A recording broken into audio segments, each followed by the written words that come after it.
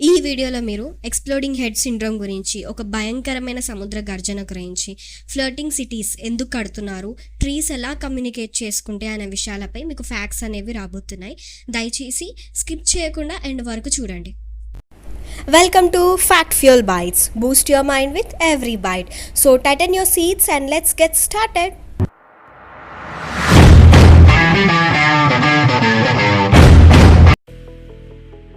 Exploding head syndrome నిద్రలో ఉంటున్న వ్యక్తికి సడన్గా లౌడ్ సౌండ్స్ రావడం, like gunshot sounds, bomb పేలిన సౌండ్స్ లాంటివి వినిపిస్తాయి. రియాలిటీలో అవేం ఉండవు.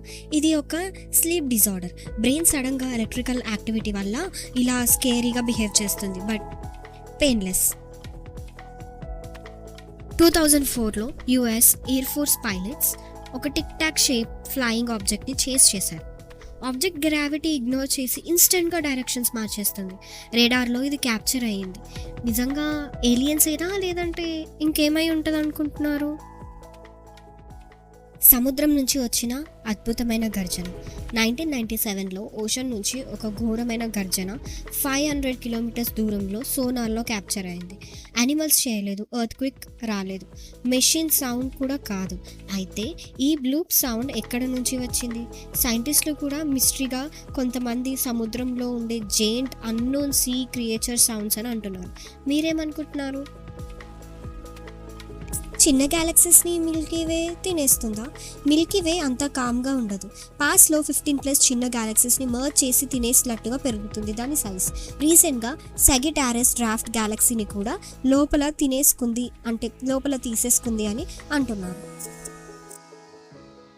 మొదటి మౌస్ ఇప్పటి వాటిలా అందమైన డిజైన్లతో ఉండేది కాదు. కేవలం చెక్కతో తయారు చేసిన బాక్స్. దానికి 2 మెటల్ వీల్స్ ఉండేవి. 1968లో ఈ మౌస్ను the mother of all domains పేరుతో జరిగిన ఒక ప్రదర్శనలో ప్రపంచానికి పరిచయం చేశారు. ఈ డెమోలో hypertext, video conferencing and graphical user interfaces ఇలాంటి ఫీచర్స్ ఫ్యూచర్లో ఉపయోగపడేవి చూపించారు. 2013లో కెనడా స్టూడెంట్ ఎలిసా లామ్ యుఎస్ఏలో ఉన్న లాస్ ఏంజల్స్లో ఒక హోటల్లో దిగింది. హోటల్ సీసీటీవీలో ఎలివేటర్లో స్ట్రేంజ్ బిహేవియర్ చేసిన వీడియో వైరల్ అయింది. ఆమె ఏదో అన్సీన్ పర్సన్తో మాట్లాడుతున్నట్టు, డోర్స్ కూడా క్లోజ్ చేయలేదు, and she looks really scared. Few days తర్వాత ఆమె dead body hotel terrace water ట్యాంక్లో దొరికింది. ట్యాంక్ డోర్ చాలా వెయిట్గా ఉంటుంది. మరి ఆ డోర్ ఎవరు క్లోజ్ చేశారు? సెక్యూరిటీ కెమెరాస్లో కూడా ఎవరు లేరు. ఇప్పటికీ మిస్టీరియస్. సూసైడా, మర్డరా, లేదా ఒక అన్సీన్ ఫోర్సా? Floating cities. సీ లెవెల్ పెరిగిపోతుంది కదా, అందుకే సైంటిస్టులు ఫ్లోటింగ్ సిటీస్ని డిజైన్ చేస్తున్నారు. సౌత్ కొరియా అండ్ మాల్దీవ్స్లో ఆల్రెడీ టెస్ట్ మాడ్యూల్స్ రెడీ చేశారు. ల్యాండ్ మీద కాదు, మనం ఫ్యూచర్లో ఓషన్ మీద బ్రతుకుతామేమో. Sleep paralysis. ఇది రియల్లీ వెరీ స్కేరీ. నేను కూడా ఫేస్ చేశాను. మనం లేచి ఉంటాం కానీ బాడీ మూవ్ అవ్వదు. ఆ టైంలో black shadows, devil like creatures కనిపిస్తాయి.